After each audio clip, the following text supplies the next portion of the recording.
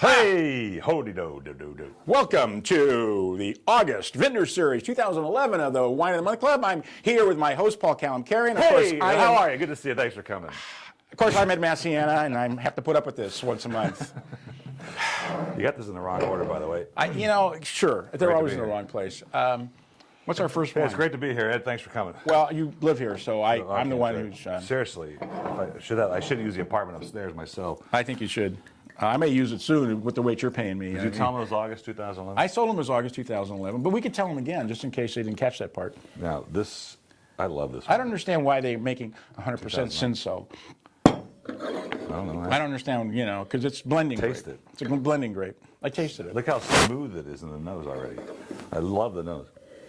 Very, very different, isn't it? I've been trying to buy this wine, buy some from these guys, because I love the wines they bring in, but they've always been too expensive. This one he's able to bring in. Wow. The Cinsault is one of the major red blending grapes in the southern Rhone, principally in Chateauneuf du Pape, and that is such a great area. Chateauneuf du Pape. It is. I love those wines. Look at this. Terra Falmet, Vignoble, Cinsault 2009. Now, they tore the label. I don't know what happened there. That's actually the way it is. That's the way it is. Blueberries in the nose. It doesn't have quite that Syrah smokiness, but there's a little game. I've been doing this for a while. You know how many Cinsauts I've had in my life? How many? 2. This is 100% the second one. Cinsault? Yeah. Really? I assume it's 100%. I mean, it doesn't have to be, but they just don't make it by itself. But it's really good. It says 100% Cinsault. It probably is then. But then again, who's to know whether I really had only 2 of them or not? Well, I've had a few. Is it written on my back? This is really good. Only It's 2 so Cinsauts smooth. taste? Why is it so smooth, though? Actually, it's got a little grip at the end. Cinsault plays a rather important part in one of the most famous wines in the world, and that is the one made in Lebanon. Oh, yeah, Chateau M something or other. Yeah, we'll figure it out. And there is a Lebanese wine. It's called Chateau. I can't remember the name of it. We'll figure it out. I didn't know it was Cinsault, though. Yeah, it's Cinsault and Cabernet. Wow. Really amazing. And the blend changes depending on the vintage. It is one of the greatest wines in the world. Really, if you go to a Lebanese, there's almost every Lebanese restaurant you go to has it. Yeah, well, because it's a great wine. But, the guys that bring this in, the hat, is Paul Young. Right. He's got a great palate, brings in wonderful French wines, but his prices always look too high. And they brought this to me, and it was still too high. And I said, look, I want this wine. So they brought it in just for us. They brought in a couple of pallets directly to us so we could afford to buy this wine and present it to you. Anywhere you see it's going to be $20 on the shelf easily, and you can get more for $13.99. $13.99, I love it. It's like drinking a miniature Chateauneuf du Pape. Love it. Oh, well, and what are we rating it? I'm giving it a 93. I give it a 94. I really like it. Okay, well, then I'll give it a 94. Oh, God. Hey, that's the first time that's happened. You're completely abusing the 100-point scale. And I'm going to have to tell the Wine Spectator. Please sure do. Marvin Shanken's going to have a problem with it. Marvin loves me. He really thinks I walk on water. Oh, God, this one. These guys make such wonderful wine. This is from my Argentinian importer, oddly enough. And it's New Zealand. And it's from New Zealand. But look at that nose. Oh, God. Well, I'm not looking at the nose. I'm looking at your nose, but I'm smelling this wine. The Roman nose, we already discussed that. But look at this grapefruit. God, it's grapefruit just screams out, and gooseberry.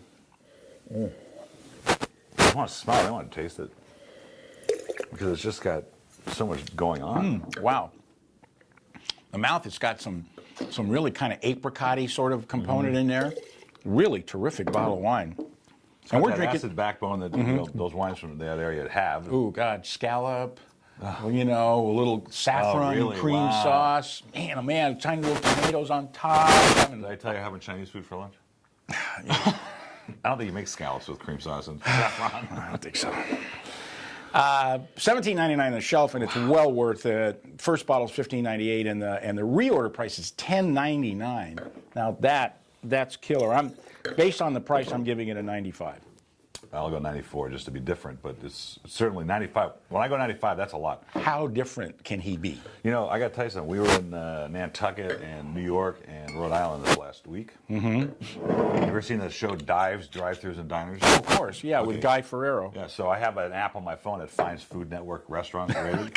So we're driving through Connecticut, and we stop at Ed Wilson's Barbecue right off the freeway. Yeah. This guy was classic. It had the best pulled pork sandwich I ever had. Really? And I was looking at his wine list, which he had some wine, but this is a dive. It's no bigger than the studio. right? Yeah. 4 or 5 tables, really grumpy people that work there. But he had a Zin. He had a Klein Zin. I was shocked. Oh, really? I go, I mean, a great barbecue wine, right? Great I barbecue. think, how do you get Klein Zin out in this little dive restaurant, off the... Well, they got to buy something. 95. So I put it on Facebook. It was really fun. So we ended up going to 3 different restaurants during the course of the week that were rated by Guy Fieri. It was really fun. Of course, I had to have a turkey sandwich at 9 in the morning. And a glass of wine. Because that was the signature dish for the diner. Okay, right now I got to tell you, I don't like this wine. Okay. For one specific reason. Right. I think this winery makes unbelievable wines, and it really annoys me that they have to discount the price. I know. I mean, these wines sell for a lot of money. This was $22 retail, and I'll tell you, Easily. you taste this wine, it's worth $22. Easily. But they're not selling it, and that's why we can get it and afford to give it to you for $13.99. Why? They make too much? They don't know how to sell They it? don't make that much wine. And I've tasted Opolo wines for years, and they're always fabulous. They might be a little higher than most, but the fact is, they're consistent, and that's what I'll tell you, that's the most important thing you can be in the wine business and life is consistent.